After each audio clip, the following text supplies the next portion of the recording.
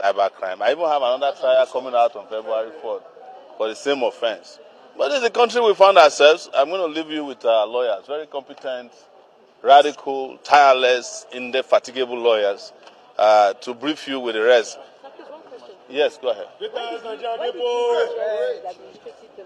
I rejected the administrative bill of the police because I cannot, in good conscience, continue to participate in illegality.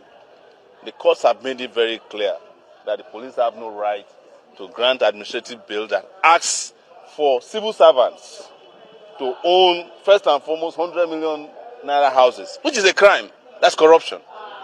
And to stand bail for me, who is an employer of labor.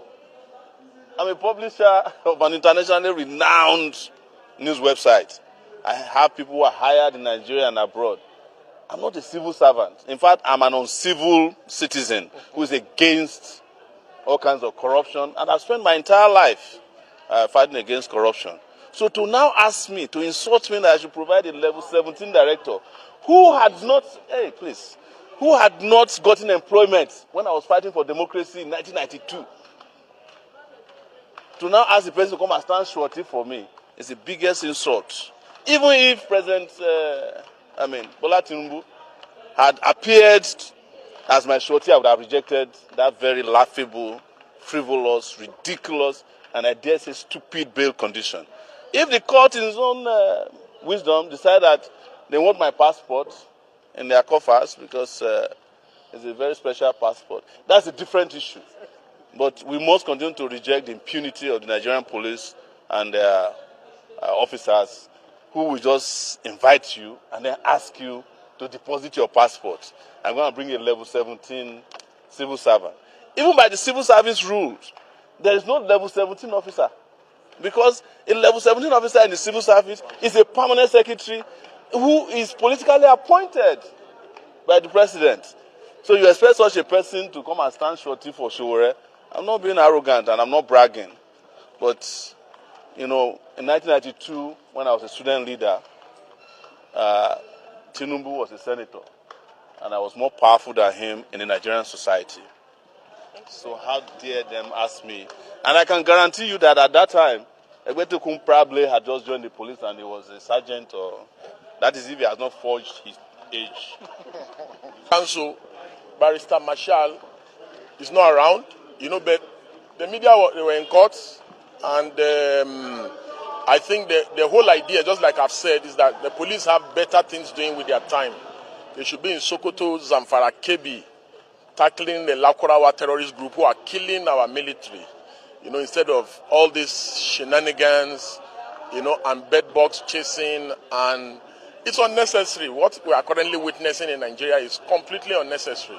I'm urging the Inspector of Police to stop abusing his power, his office. What he's doing is abuse of power, abuse of office, simpliciter. There's no any other name for it.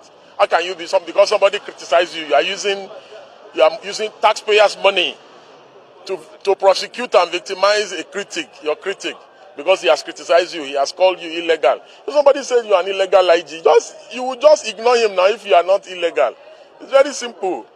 So I don't see why, and this is setting bad precedents for issues around prosecutorial powers. It's an clear abuse of prosecutorial powers.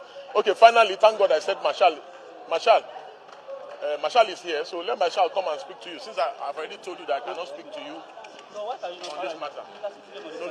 You are our lead counsel. Just speak to the issue.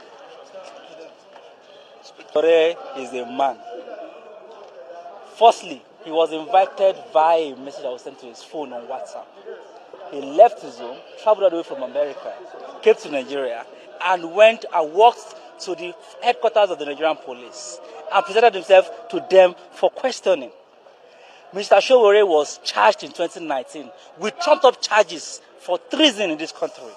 For over 3 years, he stood the rigors of a full trial until he was acquitted by the AGF, who found merit in the fact that the charges were trumped up and should never have been in the first place.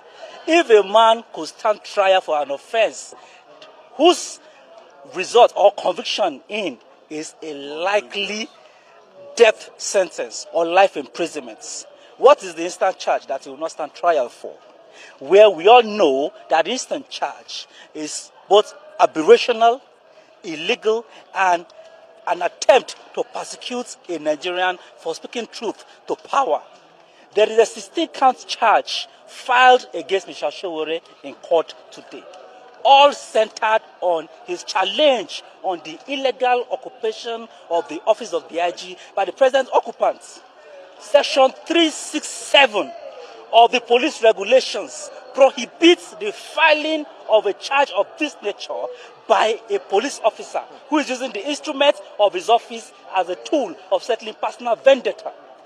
The said section 367 of the police regulations prohibits the IG from using his office. This is an abuse of prosecutorial powers by the police. This charge, we repeat, should never have been in the first place. And this charge must be withdrawn by the AGF. We will ensure that we raise the appropriate petitions to the office of the AGF. Section 174 of the Constitution vests in the AGF the power to prosecute and undertake all criminal prosecutions in the country in the AGF. This is a clear abuse of such powers, and the police has no right or reason to file this charge in court.